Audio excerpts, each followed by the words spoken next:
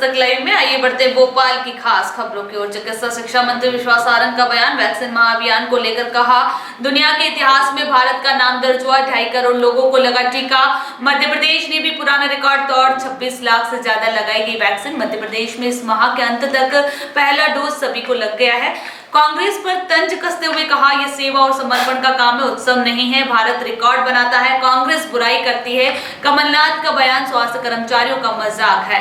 दिग्विजय सिंह के ट्वीट और कहा, दिग्विजय सिंह बहुसंख्यक हिंदू धर्म को बदनाम की कोशिश करते हैं, उनके इस बयान पर शर्म आती है। कांग्रेस इस पर खुलासा करे, तालिबान के साथ तुलना नहीं करनी चाहिए। पीसी शर्मा के मंत्रियों पर दिए गए बयान पर कहा, पीसी शर्मा का मानसिक संतुलन बिगड़ गया है, इसलिए अनगल बयान दे रहे हैं। गृह मंत्री अमित शाह के कार्यक्रम पर कहा, बलिदान दिवस का कार्यक्रम है, आजादी की लड़ाई नेहरू परिवार तक सीमित करने की कोशिश है।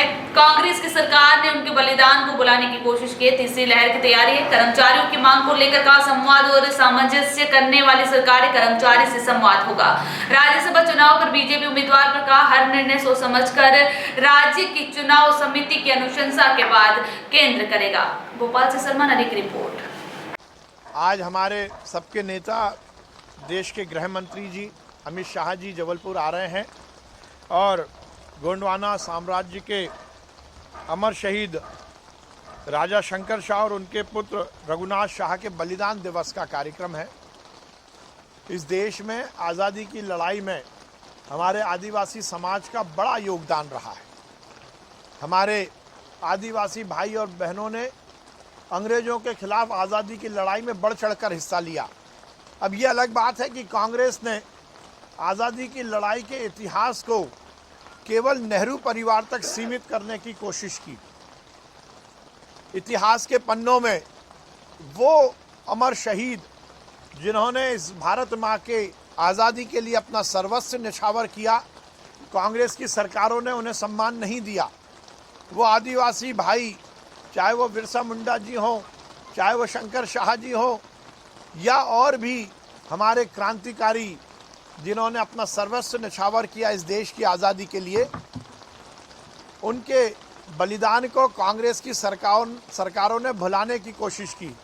पर हम कटिबद्ध हैं ऐसे वीर शहीद जिन्होंने अपना सर्वस्व न्यौछावर किया भारत माँ की आज़ादी के लिए, उनको सम्मान देने के लिए, और यही कार्यक्रम है। उसके साथ ही देश के यशस्वी प्रधानमंत्री जी ने जिस प्रकार से गरीब बहनों को सौगात दी और मुफ्त में एलपीजी कनेक्शन की जो योजना फिर से शुरू की है, उसकी भी आज लॉन्चिंग होगी। जबलपुर में ये कार्यक्रम है, माननीय मुख्यमंत्री जी भी उसमें उपस्थित रहेंगे। उनकी कट्टरता को लेकर क्या मानते हैं? देखिए, हर समय दिग्विजय सिंह जी बहुसंख्यक समाज को और हिंदुओं को बदनाम करने की कोशिश करते हैं। ये वही दिग्विजय सिंह हैं जिन्होंने सबसे पहले भगवा आतंकवाद जैसे शब्द को प्रमोट करने की कोशिश की थी। हिंदू धर्म सहिष्णुता का धर्म है। हिंदू धर्म दूसरे धर्मों को सम्मान और हर व्यक्ति को सम्मान देने वाला धर्म है। दिग्विजय सिंह जी हर समय पाकिस्तान के एजेंडे पर काम करके हिंदू धर्म को बदनाम करने की कोशिश करते हैं। उनका ये बयान, वो तालिबान के कट्टर मुस्लिमों से हिंदुओं का तुलना कर रहे हैं, शर्म आनी चाहिए दिग्विजय सिंह जी को। वो ये कह रहे हैं कि अफगानिस्तान और तालिबान में जो कट्टरपंथी मुसलमान हैं वो हिंदुओं से उनकी तुलना होती है। मुझे शर्म आती है दिग्विजय सिंह के इस बयान पर मैं फिर रिपीट करूंगा, मैं पहले भी कह चुका हूं, दिग्विजय सिंह हर समय हिंदू विरोधी बात करते हैं, पर कांग्रेस का नेतृत्व इस विषय में खुलासा नहीं करता। दिग्विजय सिंह कांग्रेस के राज्यसभा सदस्य हैं, उन्हें समझना चाहिए, यदि वो ये कोई बयान दे रहे हैं इसका मतलब कि वो कांग्रेस का आधिकारिक बयान है। कांग्रेस इस बात को लेकर खुलासा करे, नहीं तो यही माना जाएगा कि ये कांग्रेस का आधिकारिक बयान है। और हिंदुओं का इस तरह से तालिबान के साथ तुलना करना बहुत दुर्भाग्यपूर्ण है, शर्मनाक है। दिग्विजय सिंह जी हर समय पाकिस्तान के एजेंडे पर काम कर रहे हैं और हिंदुओं को बदनाम करने की कोशिश कर रहे हैं। खुशी जी, देखिए, ये हमारे यहाँ हर निर्णय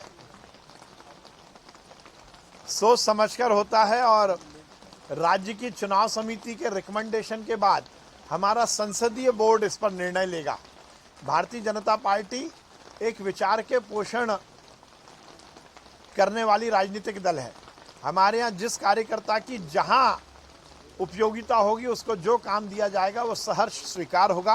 केंद्रीय नेतृत्व और प्रदेश नेतृत्व आपस में बातचीत कर ये निर्णय लेगा और जो भी निर्णय होगा वो आपके सामने आएगा।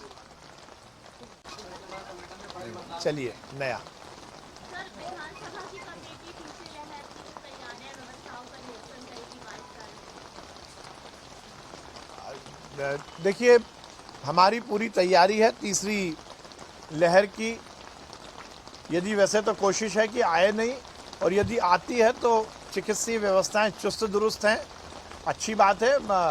प्राक्कलन समिति विधानसभा की ऐसी सभी व्यवस्थाओं की समीक्षा करेगी। इसके निश्चित रूप से सार्थक और सकारात्मक परिणाम देखने को मिलेंगे। कोरोना के महावैक्सीनेशन अभियान एक नया रिकॉर्ड भी बना दिया कल दुनिया के इतिहास का दिन भारत के नाम दर्ज हुआ है। हमारे यशस्वी प्रधानमंत्री नरेंद्र मोदी जी के जन्म दिवस पर पूरे देश में लगभग 2.5 करोड़ लोगों को वैक्सीन लगा। ये दुनिया के बहुत सारे देशों की आबादी से भी ज्यादा है। एक दिन में 2.5 करोड़ लोगों को वैक्सीन लगना निश्चित रूप से सफलता का विषय तो है ही, पर उसके साथ ही इस बात का भी दिन रहा कि जनता ने इस बात को शिरोधार्य किया कि हमारे यशस्वी प्रधानमंत्री जी ने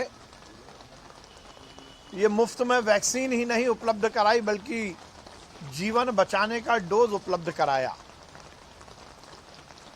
ये बहुत प्रसन्नता की बात है कि देश में 2.5 करोड़ लोगों को वैक्सीन लगा। मध्य प्रदेश ने भी अपना पुराना रिकॉर्ड तोड़ा और 26 लाख लोगों से ज़्यादा को हमने एक दिन में वैक्सीन लगाई।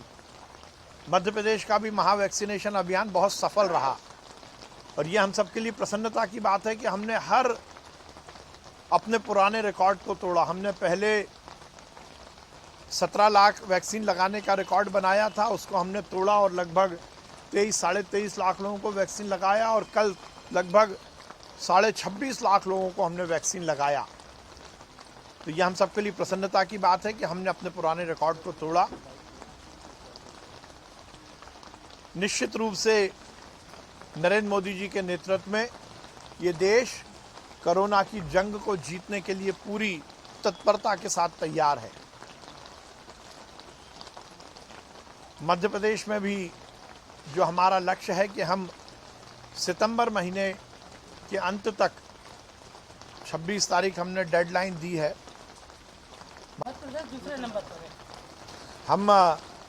हमारी सरकार कोरोना की जंग को हर स्तर पर मुस्तैदी के साथ लड़ रही है।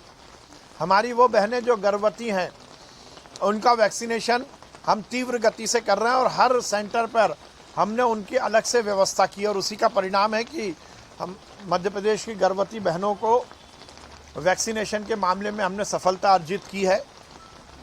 ये वैज्ञानिक कहते हैं कि यदि गर्भवती बहनों को वैक्सीन लगता है तो हम 2 जानों को सुरक्षित करते हैं कोरोना के प्रति। तो निश्चित रूप से ये हम सबके लिए प्रसन्नता की बात है कि मध्य प्रदेश में हम हर स्तर पर वैक्सीनेशन को उच्च स्तर तक लेके जा रहे हैं और हमें पूरी उम्मीद है कि हम सितंबर के महीने में पहला डोज पूरा करेंगे और दिसंबर के महीने में दोनों डोज पूरा कर लेंगे।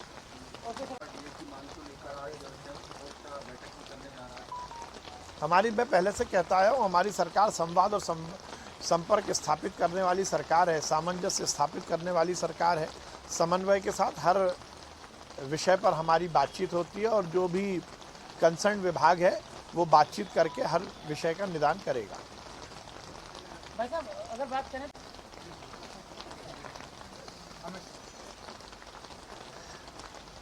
अब पीसी शर्मा जी का मानसिक संतुलन बिगड़ गया है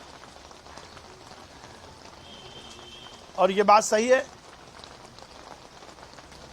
जब मंत्री बन गए थे तो ऐशो आराम में जी रहे थे,